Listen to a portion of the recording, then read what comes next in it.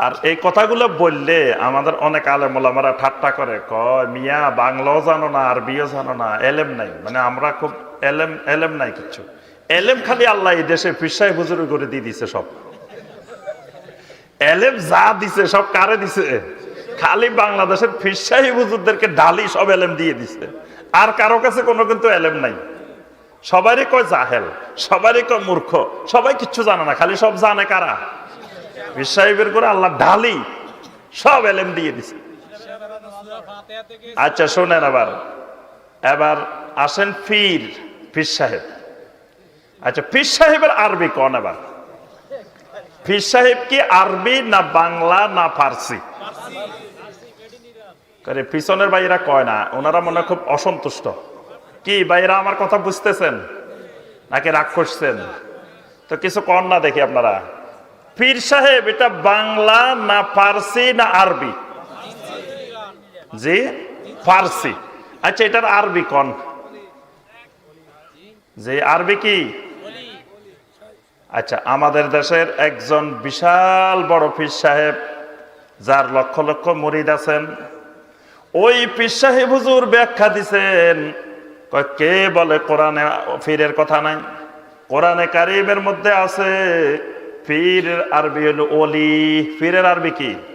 ওলি। সুন্দর কথা। ওলি তো কোরআনে এক জায়গায় না, কত জায়গায় আছে। আল্লাহু আকবার। তাহলে কোরআন জুড়ে শুধু বাংলাদেশের পীর সাহেবের কথা আছে। কি বলেন? একজন পীর আবার এর থেকে আরো একটু বেড়ে গেছে। আর একটু বেড়ে কি বলছে? শুনেন, মুসা আলাইহিস সালামের যুগের অনেক ওলি আউলিয়ারা ছিল, তাদের কথা তাওরাতে, ইনজিলে, এমনকি আমাদের কোরআনেও আসছে। আজকে যদি আসমানে কিতাব নাজিল হইতো, এই কিতাবের ভিতরে এই বাংলাদেশের পীর সাহেব হুজুরদের নামও আসি যাইতো।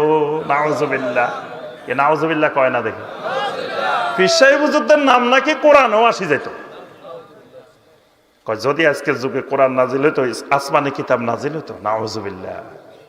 আচ্ছা এখন পীর সাহেব হুজুর সুন্দর ব্যাখ্যা দিচ্ছেন, বলছেন যে পীরের আরবি কি? ওলি। তাহলে তো কোরআন জুড়ে পীর আছে। আচ্ছা প্রথম 1 নম্বর 2 নম্বর ধরে আসবে, আমার কথাগুলো জবাব দিবেন। 1 নম্বর কথা হলো, কোরআনে কারিম জুড়ে প্রথম থেকে শেষ পর্যন্ত এতবার ওলির কথা আসছে, পীর সাহেব হুজুরের কথা আসছে। আসছে না? কতবার আসছে দেখবেন যে কোরআনের কিছু দূর গেলে ওলি পাইবেন, কিছু দূর গেলে ওলির কথা পাইবেন। আছে না? তাহলে এই ওলি কোরআনে কারিমে এতবার আসলো, অথচ পুরা সৌদি আরব, কাতার, কুয়েত, পুরা আরব যতগুলা দেশ আছে, ওই দেশগুলাতে একজন পীর সাহেব হুজুরও নাই। পুরা দেশটা ওলি মুক্ত। কি বলেন? কোরআনে এতবার ওলির কথা আছে, একটা ওলি ওই সব দেশে তৈরি হইল না। কত বড় আফসোসের কথা। কি বলেন? ওই দেশে, ওই অঞ্চল জুড়ে একটা ওলি সাহেব নাই। একটা ওলি সাহেব আছে? ওলি সাহেব সৌদি আরব পাইছেন কোনদিন? ওলি সাহেব বাহরাইন, ওলি সাহেব কাতার, ওলি সাহেব কুয়েত, ওলি সাহেব মিশর, ওলি সাহেব আবুধাবি পাইছেন নে? আচ্ছা কোরআনে এতবার ওলির কথা আসলো, অথচ ওই দেশে একটা ওলি নেই। আচ্ছা এবার আসেন, কোরআনে কারিমে যদি পীর সাহেবের আরবি যদি ওলি হয়, তা আমার বাংলার এত সম্মানিত পীর সাহেবেরা আরবি থাকার পরে ফার্সির প্রতি এত মহব্বত কেন? আপনি ফার্সিটা কেটে দেন, কেটে আরবিটা লাগাই দেন। ওলি সাহেব চট্টগ্রাম, ওলি সাহেব নোয়াখালী, ওলি সাহেব কুমিল্লা, ওলি সাহেব ঢাকা, ওলি সাহেব ময়মনসিংহ, ওলি সাহেব সিলেট, ওলি সাহেব মৌলভীবাজার। কি বলেন? পীর সাহেব লাগাবেন কেন? আপনি ওলি সাহেব লাগাই দেন। কোরআনেরটা লাগান, কোরআনের বাহিরেরটা লাগাইলে তো আপনার এত সুন্দর দেখা যায় না। কি বলেন? ফার্সিটা বাদ দিয়ে আরবিতে চলে আসেন, কোরআনের ভাষায় চলে আসেন, যেহেতু কোরআনে আছে। কি বলেন? তা আপনি বারবার পরিচয় দেন ফার্সি দিয়ে কেন? আপনি দিবেন যে ওলি সাহেব নাঙ্গলকোট। কি বলেন? ওলি সাহেব 14 গ্রাম, ওলি সাহেব লাকসাম, ওলি সাহেব মনোহরগঞ্জ, ওলি সাহেব আরো যা যা আছে। আপনি খালি ওলি সাহেব দেন, পীর সাহেব দিবেন কেন? যেহেতু আপনি কোরআনে এটার আরবি পাই গেছেন। আচ্ছা, কোরআনে কারিমে ওলি শব্দটা আছে, আছে না? আছে। আচ্ছা, আল্লাহ পাক সূরা ইউনূসের 62 এবং 63 নম্বর আয়াতে আল্লাহ পাক বলছেন, যেটা আমাদের দেশের ওলি সাহেবেরা বারবার তেলাওয়াত করেন। আল্লাহ আলা বললে সবাই বুঝি যায় হুজুরে কোন আয়াত তেলাওয়াত করতেছে, কারণ আলার টান অনেক লম্বা। আল্লাহ ইন্না আউলিয়া আল্লাহি লা খাউফুন আলাইহিম ওয়ালা হুম ইয়াহজানুন। জেনে রাখো, সাবধান হয়ে যাও, আল্লাহর ওলি যারা, আউলিয়া উল্লাহ যারা, তাদের কোনো ভয় নাই, তাদের কোনো চিন্তা নাই। বাস এই পর্যন্ত। এর পরেরটা কিন্তু আর ওয়াজ হয় না। ওয়াজ হলো 62 নম্বর আয়াত, 63টা আর নাই। কিন্তু ওয়াজ করতে হবে 62-র লগে 63 যোগ করতে হবে একসাথে কিন্তু। কারণ আল্লাহ পাক এখানে বলছেন আলা ইন্না আউলিয়া আল্লাহ, যারা হবে আল্লাহর ওলি, যারা হবে আউলিয়া উল্লাহ, লা খাউফুন আলাইহিম, তাদের কোনো ভয় নাই। কিসের ভয় নাই? ফীমা ইস্তাকবিলুনাহু, তাদের কবরে যাওয়ার পরে ভবিষ্যতে একের পর এক যে ঘাটিগুলো আসবে, এই ঘাটির উপরে তাদের কোনো ভয় নাই। ভয়ঙ্কর ভয়ঙ্কর যে স্টেশন, এগুলো নিয়ে তাদের ভয় থাকবে না। ওয়ালা হুম ইয়াহজানুন, দুনিয়াতে যে স্ত্রী রেখে গেছে, ছেলে মেয়ে রেখে গেছে, নাতি নাতিন রেখে গেছে, কত মহব্বতের মানুষ রেখে গেছে, তাদের জন্য কোনো পেরেশানি নাই। এখন সবার মনে চায় না আমরা একটু আউলিয়া উল্লাহ হই? চায়নি? সবাইকে আউলিয়া উল্লাহ হইতে চান? আল্লাহ রাব্বুল আলামিন সাথে সাথে বলে দিয়েছেন, কারণ আল্লাহ মানুষের অবস্থা জানেন, মানুষের মনের খবর আল্লাহ বানাইছে, আল্লাহ ভালো করে জানেন। আল্লাহ যখন এই ঘোষণা শুনাইব, সব মানুষ চাইবো আমি একটু আল্লাহর ওলি হয়ে যাই, আউলিয়া উল্লাহ হয়ে যাই। আল্লাহ পাক বলেন আল্লাযীনা আমানু ওয়া কানু ইয়াত্তাকুন, আমি আল্লাহর ওলি হতে হইলে দুইটা সাবজেক্ট লাগবে, দুইটা বিষয় লাগবে। একটা হলো ঈমান, আরেকটা হলো তাকওয়া। একটা ঈমান, আরেকটা তাকওয়া। ঈমানে 50 নম্বর, তাকওয়ায় 50 নম্বর, দুইটা মিলে 100 নম্বর। এই 100 নম্বরের ভিতরে যে যত বেশি নম্বর পাবে, সে তত বড় আল্লাহর ওলি। ঈমান আর তাকওয়া, এই দুইটায় 50-এর মধ্যে যে 40 80 পাইব, হে তত বড় ওলি। আরেকজন 90 পাইছে, হে আরো বড় ওলি। সুবহানাল্লাহ। আচ্ছা, এবার আসেন, ঈমান আর তাকওয়া এই দুইটা থাকে কোন জায়গায়? ঈমান থাকে কোথায়? কোন? ঈমান কি মাথায় থাকে না অন্তরে থাকে? বর্তমানে এক গ্রুপ বাইরেছে, কলব নাকি এখানে থাকে না, কলব মাথায় থাকে। শুনছেন নি এই কথা? হ্যাঁ, আল্লাহ রাসূল সাল্লাল্লাহু আলাইহি সাল্লাম বলতেছেন আলা ওয়া ইন্না ফিল জাসাদে মুদগাহ, তোমাদের শরীরের ভিতরে একটা গোশতের টুকরা আছে। ইজা সলাহাত সলাহাল জাসাদু কুল্লু ওয়া ইজা ফাসাদাত ফাসাদাল জাসাদু কুল্লু আলা ওয়াহিয়াল কালব, এটা হলো কালব। তো এটা আল্লাহ রাসূল সাল্লাল্লাহু আলাইহি সাল্লাম বলতেছেন শরীরের ভিতরে থাকে। এখন এক গ্রুপ বাইরে থেকে মাথায় থাকে। মাথায় থাকে মেমোরি কার্ড। মাথায় থাকে কি? ব্রেন থাকে, মেমোরি কার্ডটা থাকে মাথায়, কিন্তু কলব থাকে ভিতরে এখানে। আল্লাহ রাসূল সাল্লাল্লাহু আলাইহি ওয়াসাল্লাম 3 বার দেখাইছে, আত্তাকওয়া হা হুনা, আত্তাকওয়া হা হুনা, আত্তাকওয়া হা হুনা। তাকওয়া থাকে ভিতরে, তাকওয়া এখানে, তাকওয়া এখানে। তাকওয়া থাকে কালবের মধ্যে। সুতরাং কালবের ভিতরে তাকওয়া, তাকওয়া ভিতরে এখানে, কলবের ভিতরে, অর্থাৎ বডির ভিতরে, সদরের ভিতরে তাকওয়া। আচ্ছা, তাহলে ঈমান থাকে কোথায়? ঈমান, জি, ঈমান থাকে কালবের ভিতরে। ঈমানের মহল, ঈমানের স্থান হলো কাল। কালবে ঈমান থাকে, আল্লাহ থাকে না। কি বলেন? এই শিরকি আকীদা থেকে মুক্ত থাকবেন। কালবুল মুমিনে আরশুল্লাহ, নাউজুবিল্লাহ। একটা জাল হাদিস, মিথ্যা কথা বানানো হয়েছে যে কয় মুমিনের কালব আল্লাহর আরশ, নাউজুবিল্লাহ। আল্লাহ আর থাকার জায়গা পায় না, আল্লাহর আরশ নাই, কিচ্ছু নাই। মুমিনের কালবের ভিতরে নাকি আল্লাহ ঢুকে যায়। মুমিনের কালব আল্লাহর আরশ, এটা মিথ্যা কথা, এটা জাল হাদিস। তাহলে কালবের ভিতরে থাকে ঈমান। কলবের ভিতরে থাকে কি? ঈমান। আর তাকওয়া কোথায় থাকে? তাকওয়া থাকে কলবের মধ্যে। দুইটারই জায়গা কলবের মধ্যে। তাহলে ওলির হওয়ার কেন্দ্রবিন্দু কোন জায়গায়? কলবের মধ্যে। ওলি হতে হইলে দুইটা ইবাদত, দুইটা সাবজেক্ট, দোনোটা সাবজেক্টের কাজ হইল কোথায়? কলবের মধ্যে। কারণ ঈমান বাহিরে বোঝা যায় না, ঈমান ভিতরে থাকে। বাহিরে যদি বোঝা যাইতো আব্দুল্লাহ ইবনে উবাই বিরাট ঈমানদার হইতো, তার বাহিরে চেহারা সুরত দেখলে নুরানি চেহারা। আব্দুল্লাহ ইবনে উবাইর মতো সুন্দর সুঠাম দেহের মানুষ মদিনায় কেউ ছিল না। আল্লাহ রাসূল সাল্লাল্লাহু আলাইহি ওয়াসাল্লাম সে মারা যাওয়ার পরে এত কাঁদছেন। নবী সাল্লাল্লাহু আলাইহি ওয়াসাল্লাম বলছেন, আহারে এত সুন্দর মানুষ, সুঠাম দেহের মানুষ, সুশ্রী মানুষ, নুরানি চেহারাওয়ালা মানুষ জাহান্নামে জ্বলবো। এই জন্য নবী সাল্লাল্লাহু আলাইহি ওয়াসাল্লাম অনেক আফসোস করছেন। আব্দুল্লাহ ইবনে উবাই নবী সাল্লাল্লাহু আলাইহি ওয়াসাল্লাম খুতবা দেওয়ার আগে দিয়ে মসজিদে নববীতে দাঁড়ায় যেত, দাঁড়ায় অনেক বক্তৃতা দিত। নবী সাল্লাল্লাহু আলাইহি ওয়াসাল্লামের আগে দিয়ে সে কথা কইত।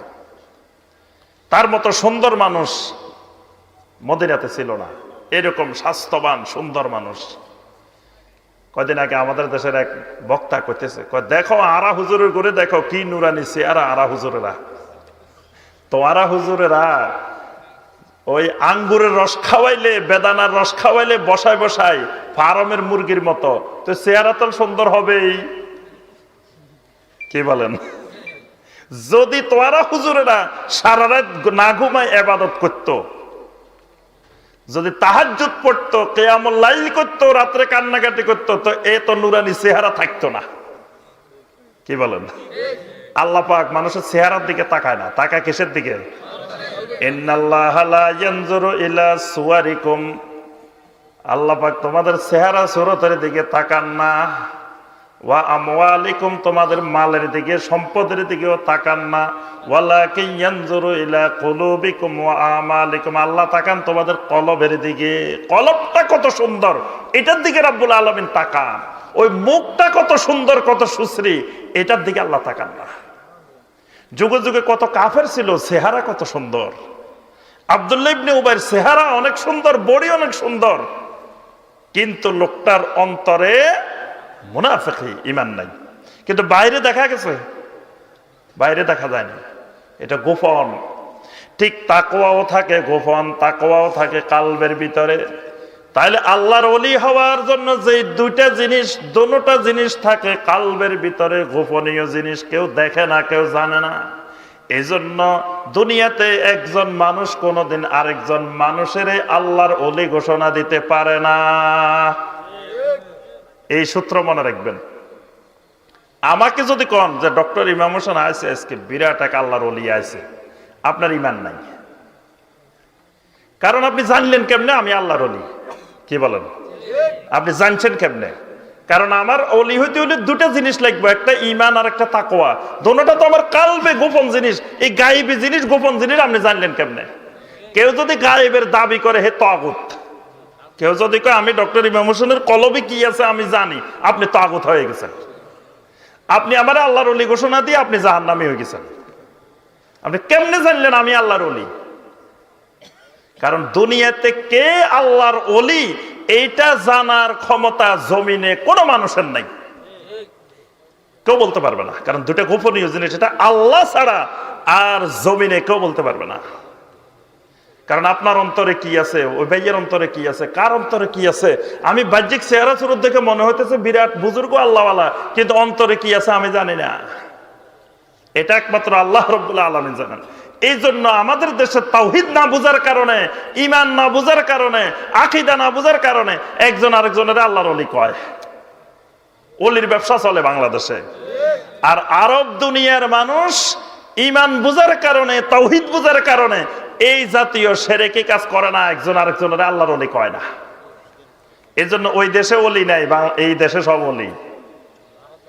এই জন্য ইমাম আবু হানিফা রাহমাতুল্লাহ আলাইহি সুন্দর করে বলছেন, ইন্নাল মুমিনিনা কুল্লুহুম আউলিয়াউর রহমান।